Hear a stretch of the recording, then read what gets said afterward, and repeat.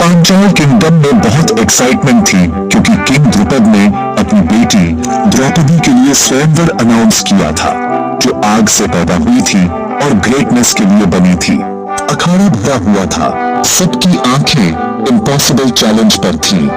एक डिवाइन धनुष पर प्रत्यंचा चढ़ाना और केवल तेल में मछली के रिफ्लेक्शन का यूज करके उसके आई को एक ही तीर से छेदना।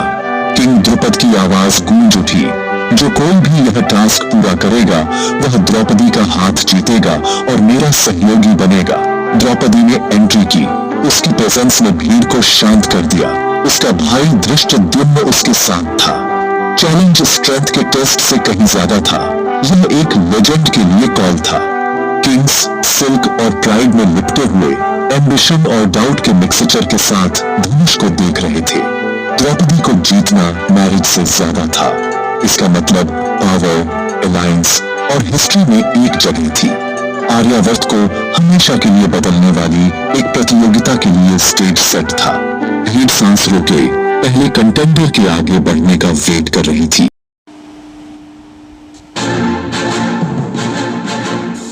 एक एक करके आर्यावर्त के महानतम राजाओं ने डिवाइन धनुष उठाने की कोशिश की और फेल हो गए।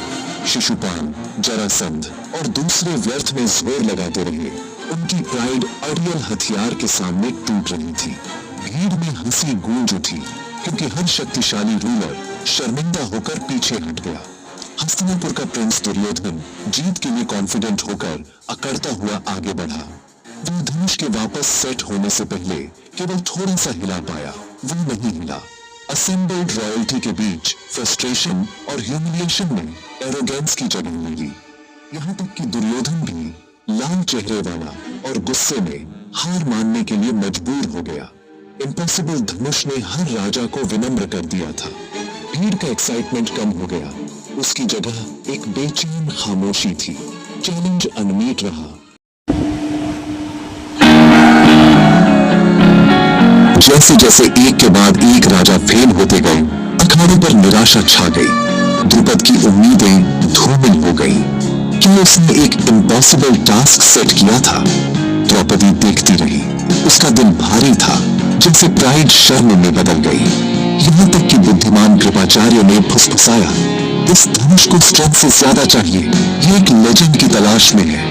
आखिरी शाही सूटर पीछे हट गया और खामोशी छा गई। गोल्डन फिश घूमती रही, अनक्लेम्ड। द्रुपद का अलायंस और डेस्टिनी का सपना टूटता हुआ लग रहा था। भीड़ सोच रही थी कि क्या आग से पैदा हुई प्रिंसेस अनमैरिड रहेगी। अचानक अंग का राजा कर्ण उठा और धनुष की ओर बढ़ा। एफर्टलेस स्ट्रेंथ के साथ उसने उसे उठाया और प्रत्यंचा चढ़ाई, जिससे अखाड़ा अवाक रह गया। जीत उसकी लग रही थी जब तक द्रौपदी की आवाज गूंज उठी, मैं एक सूत पुत्र से शादी नहीं करूंगी। भीड़ हाँफ गई। कर्ण उसकी बातों से आहत होकर जम गया। धनुष उसके हाथों से फिसल गया। उसकी जीत बर्थ से चोरी हो गई, स्किल से नहीं। कर्ण का खामोश कड़वा डिपार्चर अखाड़े को सदमे में छोड़ गया। दुर्योधन और कौरवों ने प्रोटेस्ट किया, लेकिन डिसीजन बना रहा। राजाओं में आखिरी उम्मीद को रिजेक्ट कर दिया गया था।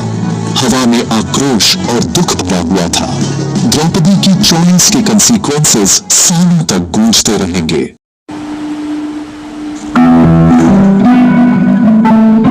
जैसे ही खामोशी छा गई, ब्राह्मणों के बीच हलचल हुई। उनके बीच से साधारण कपड़ों में एक यंग मैन धनुष की ओर बढ़ा।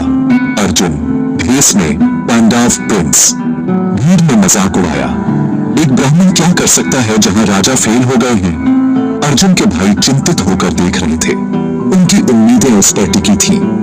भीम भेष में गरज उठा, सभी आदमी कोशिश करें, क्या स्किल केवल राजाओं के लिए है? द्रुपद एक विजेता के लिए बेताब ब्राह्मण को चैलेंज करने की परमिशन दी। अर्जुन आगे बढ़ा, शांत और दृढ़। एक किंगडम का भाग्य अब एक अनजाने ब्राह्मण पर टिका। अर्जुन ने धनुष का चक्कर लगाया, एक खामोश प्रेयर की, फिर उसे आसानी से उठाया। भीड़ खामोश हो गई जैसे उसने धनुष पर प्रत्यंचा चढ़ाई। उसकी गूंज डेस्टिनी के साथ गूंज रही थी। वो घुटनों के बल बैठा, आंखें मछली के रिफ्लेक्शन पर टिकी थी। और डोरी खींची।